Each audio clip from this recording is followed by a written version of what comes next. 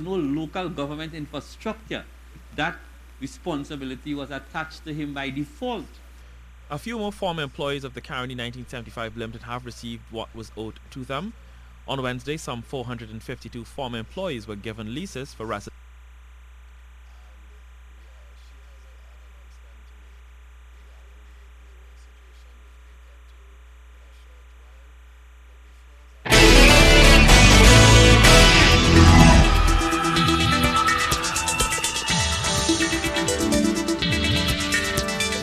Appointment of a new board for the National Library and Information Systems Authority.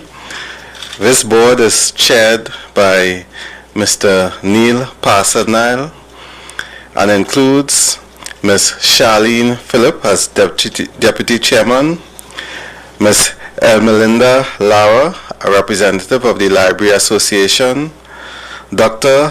Pandita Indrani Rampasad as member, Lynette Tyson Noel, member, Carol Douglas, member, Jefferson Guy, member, Kathy Ann Townsend, member, and Elizabeth Mahadev, the Executive Director of NALIS, who is an ex officio member. We also agreed to a new board for COSTAT, and that board is chaired by Mr. Sheldon Cyrus as chairman, Ms. Janine Alicia Nags, Dr. Rita Pemberton, Mr. Glenn Khan, Ms.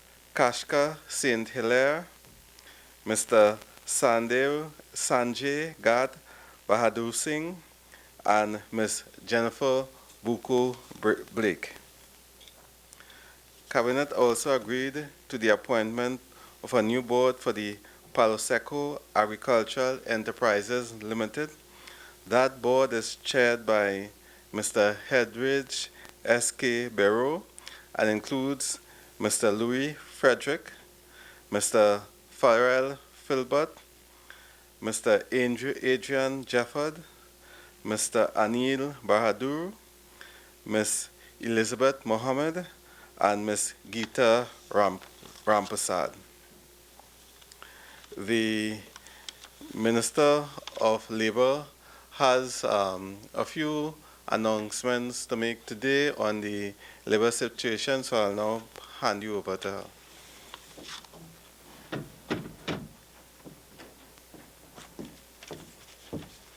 Thank you very much, Minister of Communication. Good afternoon, members of the media. On Friday, December 11th, the Honorable Member, Minister of Finance, Colum Imbe, made a statement in the Parliament regarding the cash flow of government. You may recall him expressing concern over the perilous and parlous state of the nation's finances as a consequence of certain activities that took place prior to this government coming into office. The Minister of Finance, having made his statement to the public in Parliament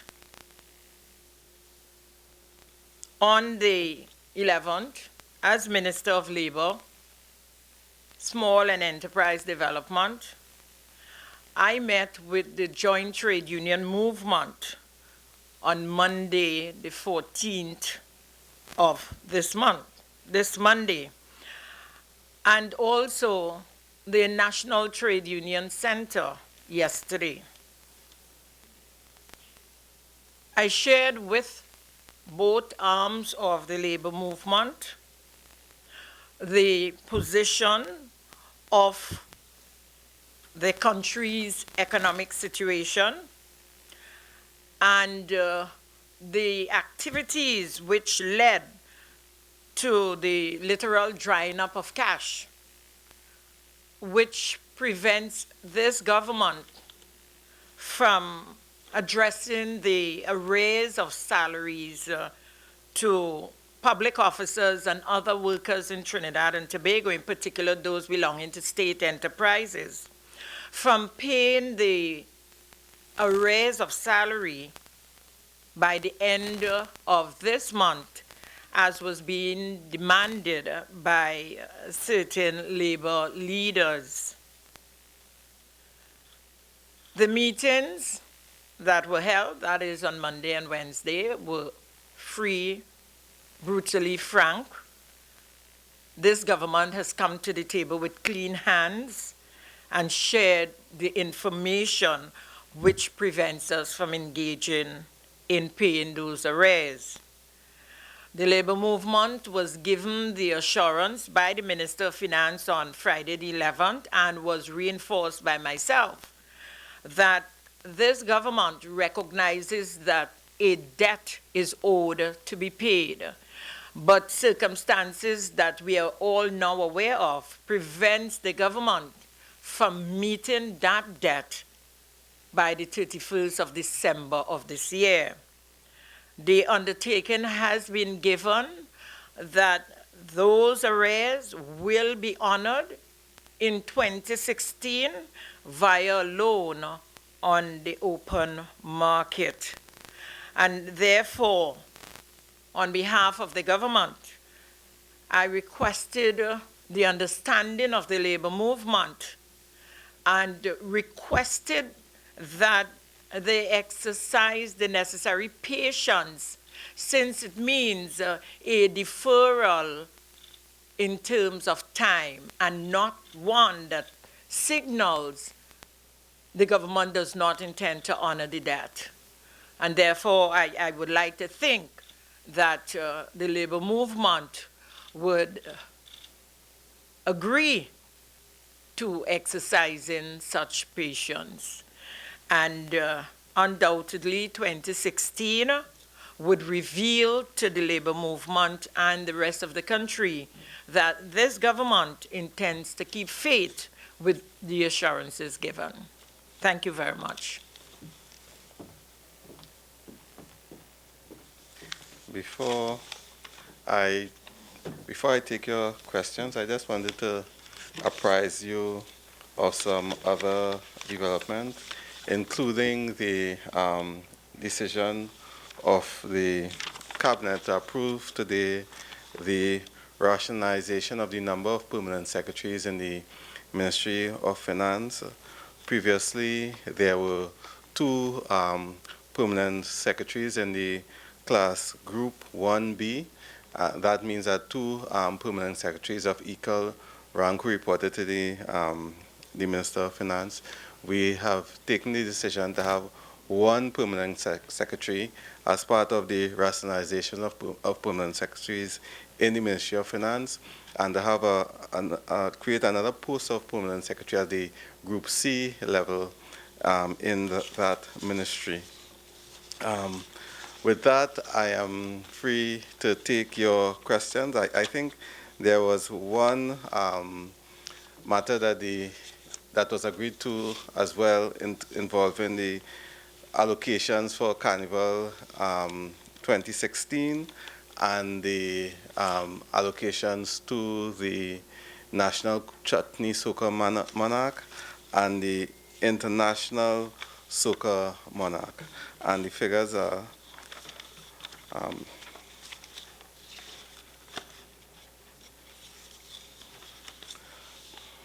okay, I can get back to you on the actual figures in a few minutes, but I am free to take your questions now.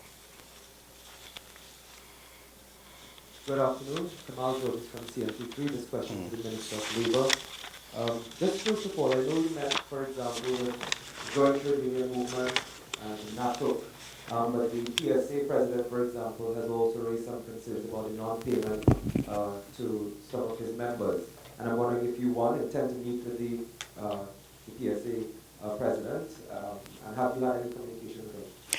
Actually, the president of the PSA was present at the meeting with NATOC yesterday in his capacity as first vice president of NATOC. you, as the Minister of Labour, had any conversations with the Minister of Finance and sort of give a time frame as to when in 2016 some of these workers may get their money? Has there been any assurance to that just yet? Well, the assurance is that all the workers who are owed a raise of salaries will be paid in 2016.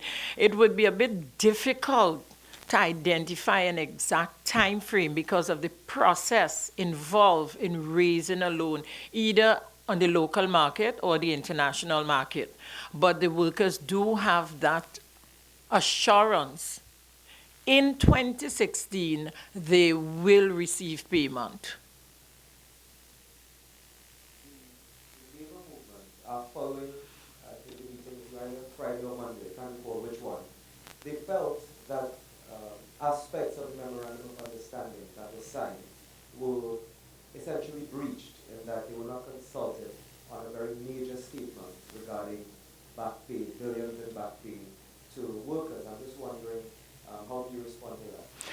Well, the view was expressed at the meeting on Monday and again yesterday. But I think we have to take into consideration that Parliament, being the highest body in this land, there is a larger responsibility in terms of reporting to Parliament. And that information was shared with both Labour bodies. On a separate, but related issue, the forestry workers yesterday, they staged a protest at San Fernando Hill. They said they've not been paid for, I think, 9 fortnights is what they're saying. Are you aware of that situation, and is anything being done to address it? Well, I have read of the situation. My information is that the workers do not belong to the forestry division, but I would allow my colleague to share with you other information that he may have in his possession. I think the Minister of Agriculture made a statement yesterday that the workers will be paid by today. And I think that is on train, and so you can get back to him on matter, but I think he did say that he had made arrangements so that they will be paid today. Any idea why they would not? There were procedural issues. There were issues with the allocations of funds, but those have been sorted out. On a separate issue, I'm wondering if the issue of the cases of the swine flu that were reported at the Mount Hope Hospital were discussed at Cabinet today in terms of measures to deal with the virus and containment. No, that matter did not come up at Cabinet today, but I know that the Minister of Health is dealing with it, and you can probably get some comments on it. But before we move on, I'd just like to give you the figures for the National Chutney Soca Monarch. Now, last year, for the Soca Monarch, the National Chutney Soca Monarch, the allocation was 4.8 million, and this year it has been reduced to 2.9 million. For the International Soca Monarch, last year the allocation was 8.09 million, and this year it has been reduced to 3.5 million.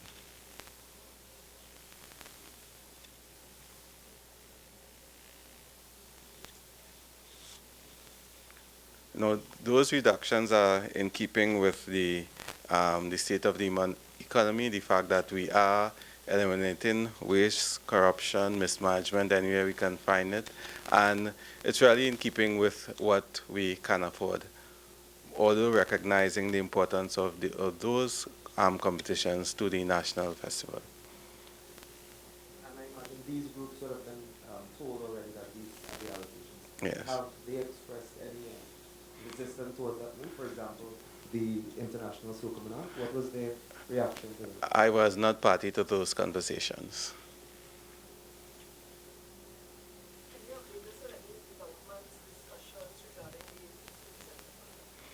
No, I can't. No. Okay. When I come here, I come to report cabinet decisions. There were no decision in relation to the central bank or the Ministry of Finance.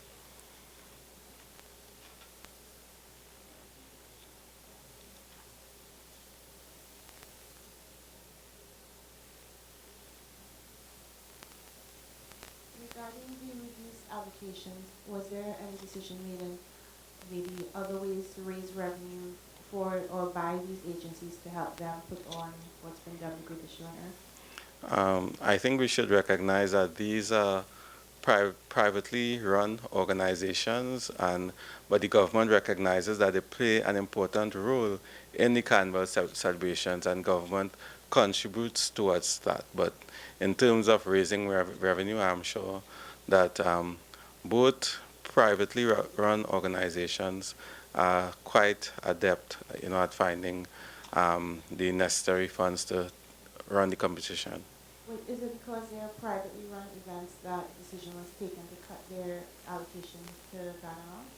Well, no, the reason why the decision was taken, it's simply based on what the government can afford to contribute to Carnival. And I think the Minister of Community Development, Culture and the Arts announced yesterday that there would be reductions in funding to a wide range of Carnival activities. So this is just part of it. Are there any plans by the state agencies who are involved in Carnival, such as NCC, to raise funds, as a same question, but for the state agencies to meet that shortfall? Well, the NCC operates Carnival activities, and I saw a statement today from the NCC where they indicated that they would be trying to make the Carnival more efficient, and they are reducing several expenses that they had, and I think they will be attempting to also ensure that they earn revenue.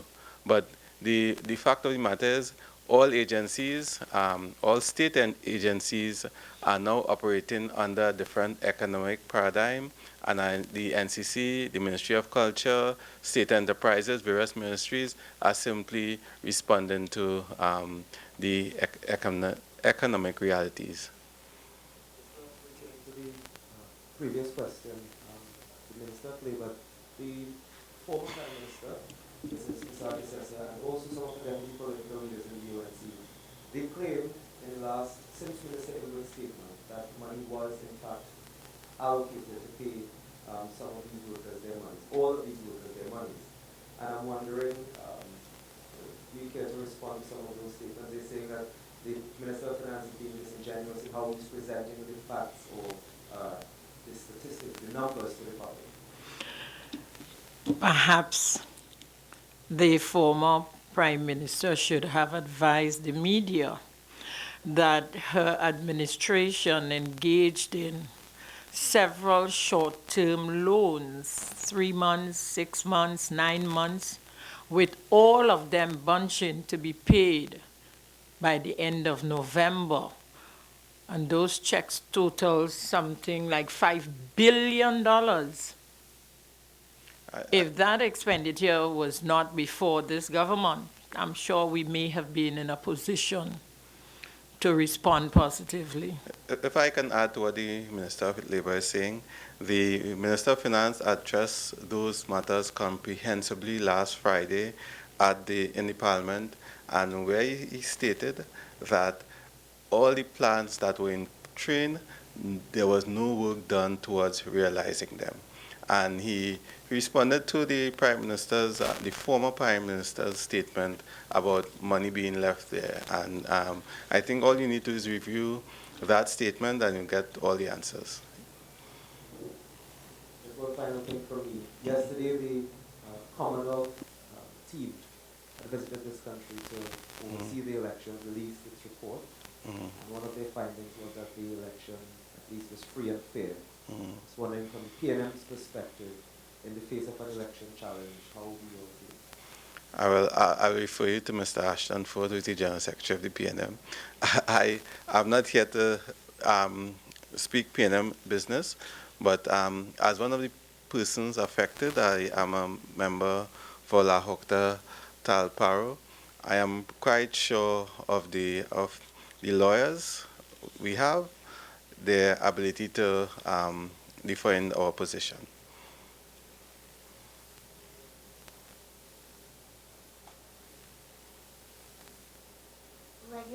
payment of, should I say, payment of regular salaries for December for all public servants is normally done about a week or so early. Is that being done this year as well? Yes, that is being done. I think there were advertisements published.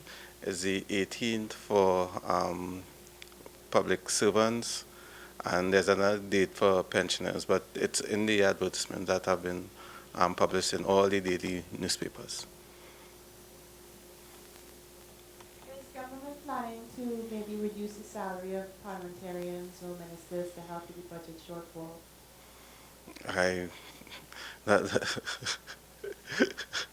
Is that a suggestion?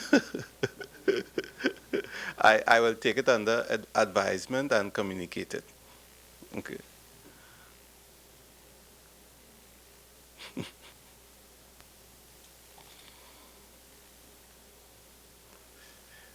If there are no further questions, thank you all for joining us this week, and we look forward to seeing you next week.